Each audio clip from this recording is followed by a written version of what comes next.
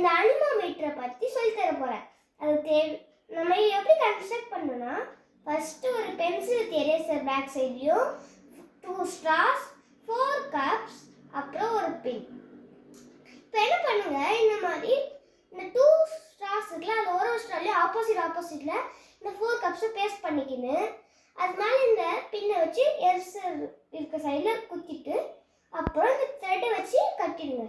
இப்போ நான் இதில் ஒர்க்கிங் மோட்ல காமிக்கிறேன்.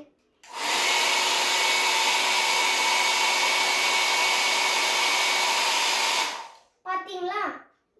இது எதுக்கு யூஸ் பண்ணலன்னா, நம்ம விண்டோட ஸ்பீடை கண்டுபிடிக்கிறதுக்காக யூஸ் பண்ணுறோம்.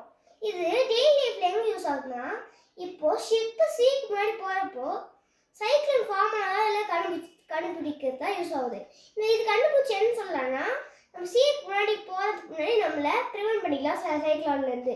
இதே விண்டு வைக்கிறதுக்கு முன்னாடி அதில் அங்கே இருக்க விண்டோட ஸ்பீடு நம்மளை விண்டு மேல் சுத்த வைக்க முடியுமா, அதில் இருக்க காற்றை வச்சு நம்மளால் எலக்ட்ரிசிட்டி ஃபார்ம் பண்ண முடியுமான்னு கண்டுபிடிக்கிறதுக்கு தான் இது யூஸ் ஆகுது.